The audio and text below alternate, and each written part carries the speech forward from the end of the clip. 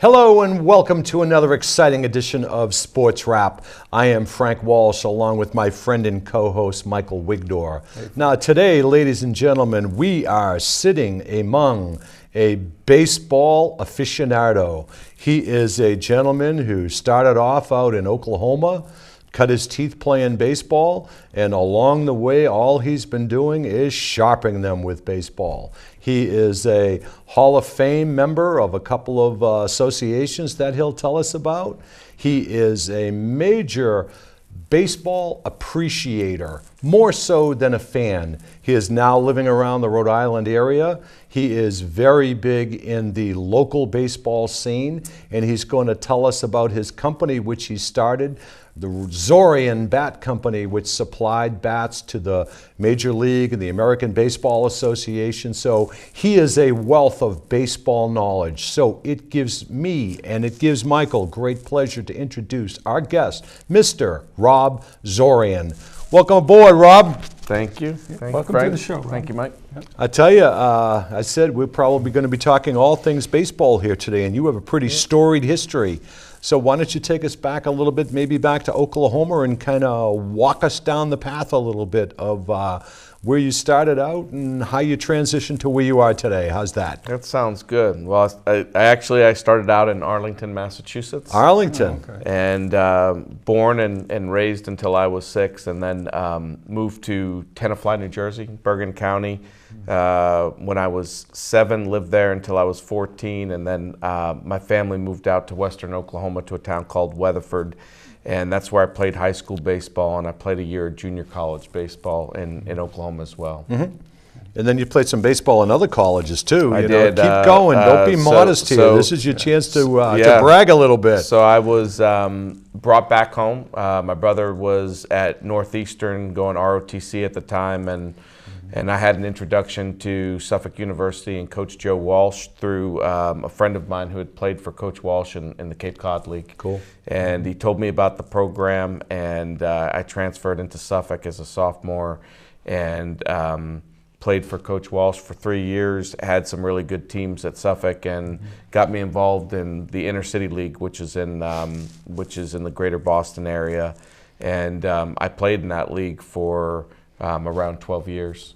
And won 3 championships there with a couple of different teams, and last year was inducted into their Hall of Fame, which Frank was referencing. Thank you very much. And what position did you play? I was mostly a shortstop and second baseman. I was a middle infielder pretty much my whole career. Mm-hmm. Wow. Now, how did you migrate from that into the Zorian Company and getting involved in bats? So my background was coaching college baseball for 7 years. I coached at Stonehill for a few years, went back and got a master's degree, and did a graduate fellowship at Suffolk University in Boston, where Coach Nelson was the basketball coach and AD there at the time. I went back and worked directly for him and Kerry McConnell, who's the baseball coach there. Kerry's son just graduated from Northeastern last year and was drafted by the Mariners. Nice. A real good young ball player from the area, Charlie McConnell. And went to Belmont Hill High School and then went to Northeastern and was drafted there as a junior. That's kind of like when I came back and got into coaching college baseball, first at Stonehill, then at Suffolk, and then after that I went out to the College of Worcester in Ohio for 3 years, and that was Coach McConnell's alma mater, and I did that, and basically the story of starting the company was from there. I had come back home over Memorial Day weekend, and my brother had been in a parachute accident while with the 82nd Airborne. There was a non-military jump, and I always make the story very short. Thank God, knock on wood, he's fine, but he had some bad injuries, and I was away from coaching for a while, for about 6 months, helping with some rehab and looking kind of like what was going to be the next thing. And all I knew was that I wanted to be in baseball. I didn't necessarily know that I wasn't going to coach anymore, but I knew that I wanted to be in baseball, and I really had kind of an entrepreneurial bug. So I had moved to Oklahoma for a little bit with my brother, and then I had come back and played for an organization based in Lexington. And I was a manager. I was a player manager, and I also was a GM for the organization, an assistant GM, helped recruit some players, and we did a pretty good job with that. And then after the year was over, I packed up my Avalon at the time and put my belongings, which was pretty much my my clothes, moved to Florida, and then I literally started Zorian Bat Company out of the trunk of my car. And 2 years later, we were selling to major league players. So you started down in Florida? I did. And then you moved up to Rhode Island. I met a Rhode Island girl. And, in Florida? No, I had met her through a friend, and I had moved back to Rhode Island. We ended up getting married, and that's where I moved the company.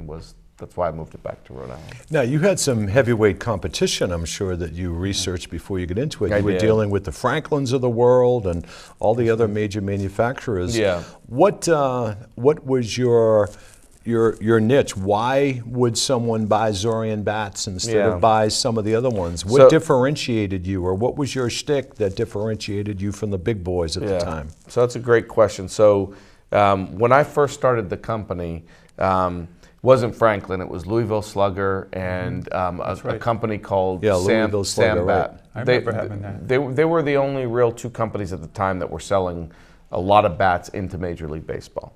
And when Sam Bat came around, I knew that there was a possibility to break in as a smaller company.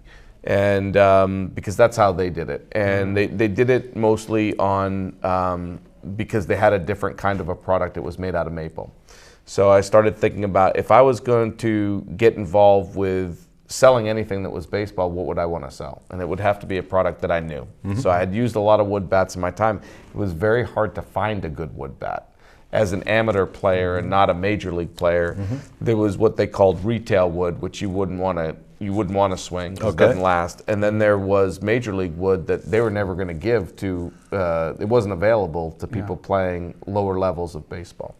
So I really started the bat company not to sell bats to major league players, but to have a good quality bat that I could get to kind of my peers, people that I had grown up with and that were trying to get to the major league. So if I had to say the difference between my product and the other product was, my product would exceed the specifications of Major League Baseball. It was a better quality, but I was selling it to everybody.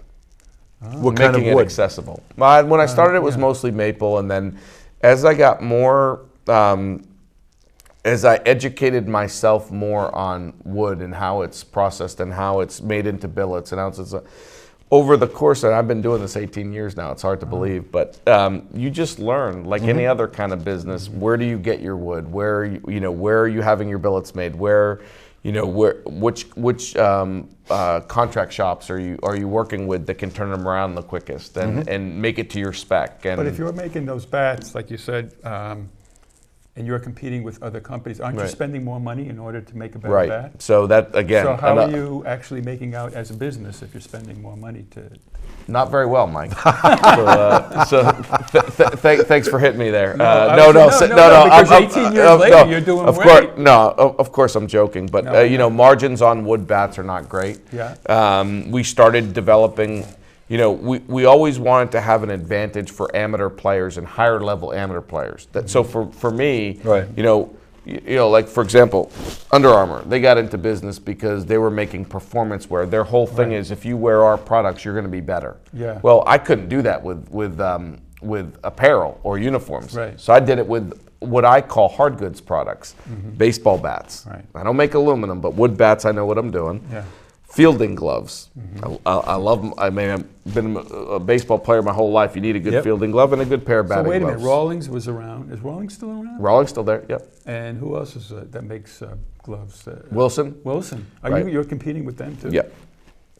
So head to head. That's the way I like to go. Wow. If you talk to the guys that manage So me, why would they go out and buy Zorian gloves versus better leather. Better leather. Yeah, just like we had better wood, Yeah. but we're selling that better leather and better wood directly to the end consumer, which is the player. Now, a lot of times, if it's a younger player, their parents might buy it. So you're not going through the teams. I'm not going. Well, I'm going to teams, but I'm not going to.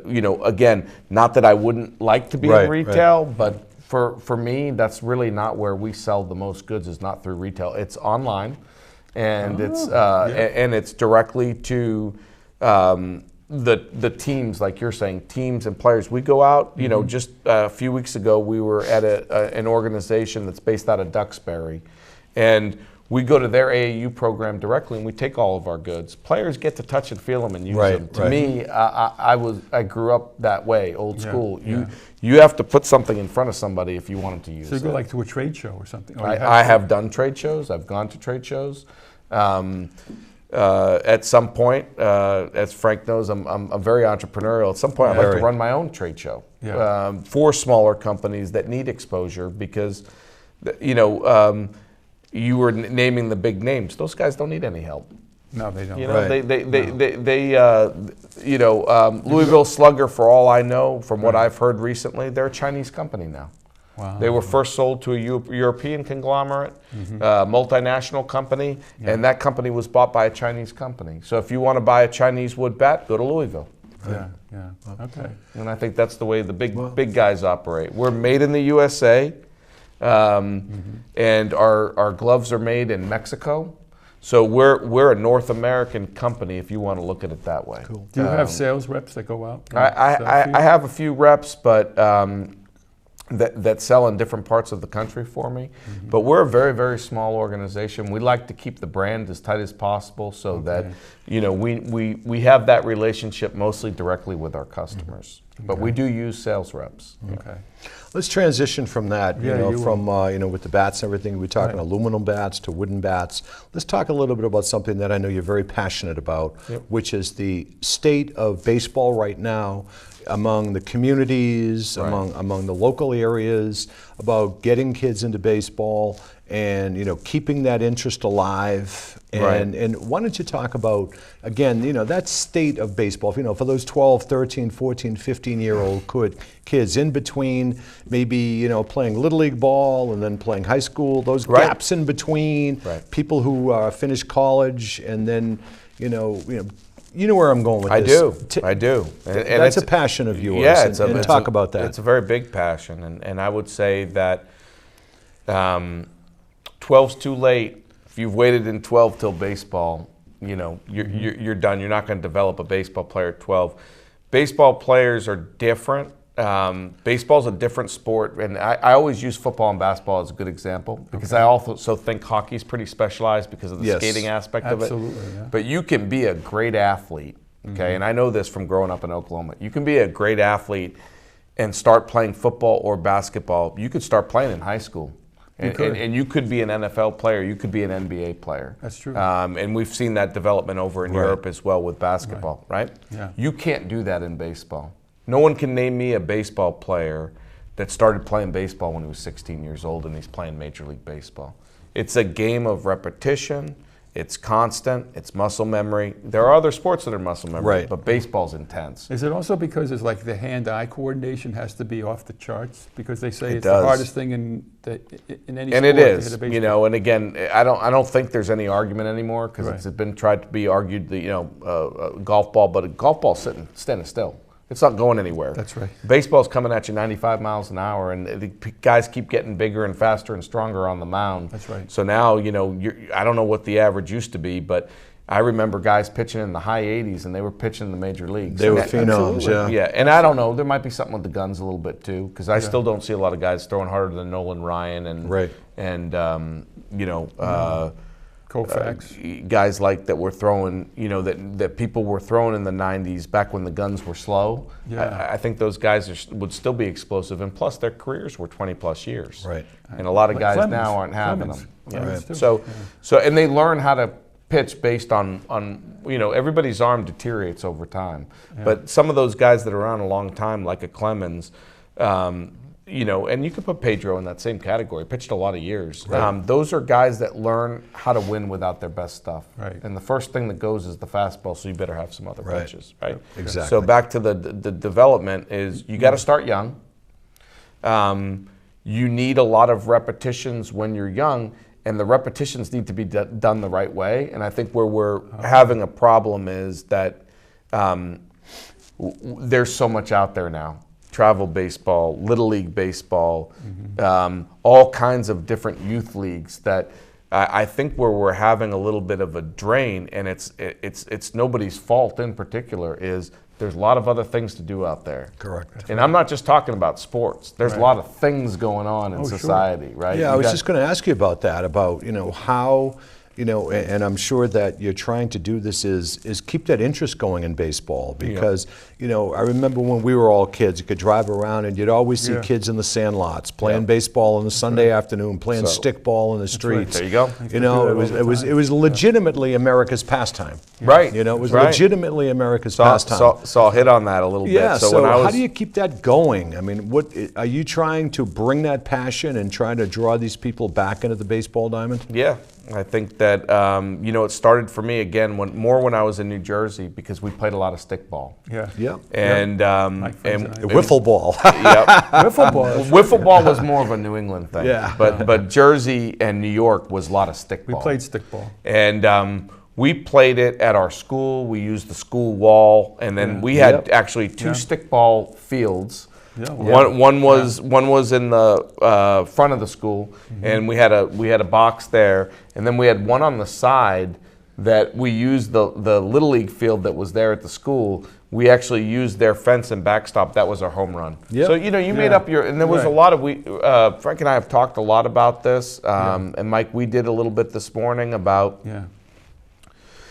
That's when kids were playing all kinds of sports. That's right.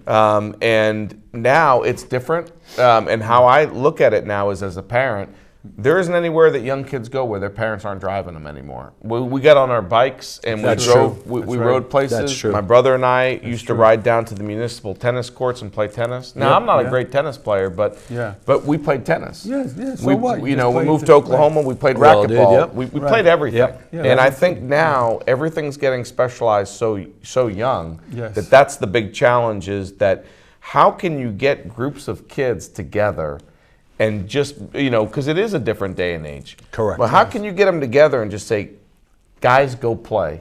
Well, you know, they don't know what to do. No. Right. They don't know where No. they don't know where to start. No, if they- where if- we didn't need that. No, we just you're went right. with whatever balls right. we had. You're We right. we played touch football on the street. Yeah. Oh yeah, we we played, did all of that. you know, we played Yeah. tackle football on the Yeah. grass. Yeah. No, you're Sometimes the touch football turned into tackle football on the street, but Yeah. you know, we had bloody noses, too. we had You're broken right. teeth. Yeah. All You know, of the above. Now, if a kid gets that, oh my God, the whole world's going to end. Right. I know. Right. I saw a statistic yesterday, true. within the past couple of days. I don't know if it came from a post that you put out there, but someone was talking about the Little League was starting. You know, it usually Yep. starts around this time of It year, is. Mother's Day and all Yep. that. All the leagues are starting. And someone put out this real kind of tearjerker post about when the league started, maybe 10 years ago, there were like 40-something teams Yep. and 40-something Yeah, divisions, and they're down to like 8 now, and that it's just that Little League around the country is just declining, and some Little League teams have folded because they can't get the active participation. Right. But So that's the what are thing. you doing, or what do Yeah. you suggest can be done to turn that around? So I've always, since I was a young kid, been taught and kind of lived by the thing of many hands make light work. So there's a guy out in Oklahoma that had helped me with when I was just starting my company. We were looking for exposure, right? So that's the first thing, you know, Zorian, that name's got to get out there. If we That's want right. to sell bats, we got to figure. So he said to me, "What do you think about coming home and doing a wood bat tournament here?" And I go, "Are you kidding? I'd love to do that." You know. yeah, So we yeah. went back to our hometown, Weatherford, which has an unbelievable baseball history, but also has a very good program. They're playing in a regional right now for their high school. They get done a little bit earlier, so okay. that for the chance to go to the state tournament. Well, he was coaching at the time at a school called Carl Albert in Oklahoma City, and he said, "We have a summer league And it's not wood bat, Rob, but we'll do a wood bat tournament. Well, a year later, the whole league turned to a wood bat league because the kids love playing with it so much. Oh. So we went from 12 teams in that tournament to around 100 teams in that tournament within the span of about 10 years. Okay? So in 2012, we sat down and we saw what was starting to happen with a lot of the travel, and we were starting to lose interest in what I call public baseball. Okay. It's not truly public, meaning you still have to pay a fee, but it was little leagues were always low fees, and Legion and Connie Mack and those type of things. You know, I played baseball in Legion against AJ Hinch, who's the manager for the Astros. Okay, wow. Guys that are in the major leagues now, a lot of them are Legion guys around the country. Yeah. Now, what you're starting to see with a lot of the younger players, and again, there's a place for it. I never knock travel baseball. You know, the guy that just signed the big contract with the Phillies, the hitter, left-handed hitter. I'll think of his name in a second. But Harper. Yep, Harper. Harper was a product of travel baseball. Yeah. He's a great player. Probably might be the best player in the game. I'm sure Mike Trout probably played travel baseball at some point. Yeah. So I'm not knocking it. I just want to be clear on that. Well, there's a spot for it. But what the American Baseball Association, Coach Dozier and I started this back in 2012. We started the organization to promote amateur baseball in the United States.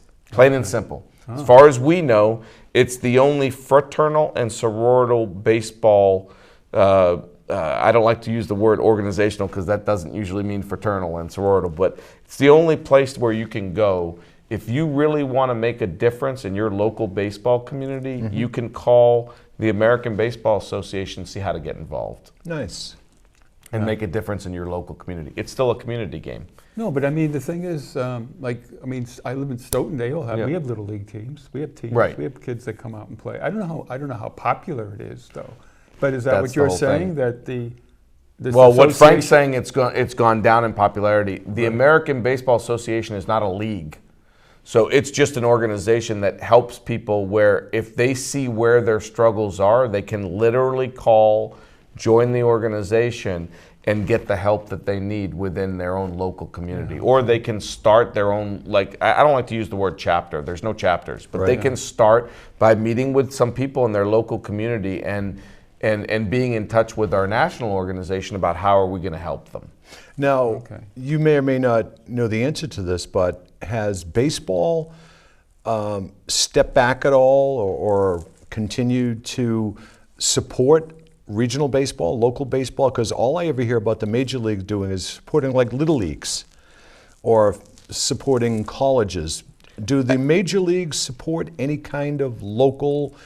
I've got to tell you, the short answer to that question, and it's another conversation for another day, but the short answer to that question is no. Major League Baseball doesn't have a concern in local baseball communities at all. They must see the kids that end up into the. But again, that's a conversation for another day because that's professional baseball. You're talking about guys that are getting paid to play. But I'm talking about total disconnect. But putting money into the baseball world, if you would, right? Little league, amateur baseball. I don't see that at all. So that people would maintain that interest in baseball, so that they say, "Wow, I have a possible future here. I'm a good baseball player." Right. And have Major League Baseball support people to keep that interest going. They support initiatives, which is very different from supporting leagues. So let's say, for example, there's an initiative to restart baseball in the inner city. They might write a check. Could they support the ABA? Would they support you guys in your American Baseball Association? I think we're a little. That's an initiative, I would say. I think we're a little bit too early on. Okay. For them to jump in and say that they'd support us, but I'd never rule anything out. But again, baseball is it's a community game, and it's a game that's always been based on participation. My concern would not be with Major League Baseball and how to get them involved. My concern would be with the local baseball communities and how to get those people being advocates for the children, to make them get involved with playing baseball on the grassroots level. Okay. Yeah. Instead how would you try to improve, interest in baseball for kids to get into it? Again, I think you've got to. The parents. It's not only the parents. It's also a path. So I'll give you an example. when someone goes to play soccer and they sign up for soccer, soccer is very, very popular at the youth level. It is very okay. So popular. let me turn the thing now. If I had to ask you, Mike, why is soccer so popular at the youth level? My kids were playing it because their friends started playing it, I guess. If they weren't playing baseball, right? It's a spring sport, and they go into, well, actually, it's a fall sport, It's a fall too. sport. Yep. They, I don't know, they just gravitate towards I think it's soccer. inexpensive for one, and it's accessible, really accessible, and I think it's promoted more. It's all of them. It's a really fun. It's a really fun game to play. I played it growing up. Yeah, It is a fun I played at a high level through high school. Okay, and You play both sports. I was a two-sport athlete. Yeah, Yep. okay. So, and what I know about soccer and playing it at a high level is that it is a very skilled sport, right? Yes.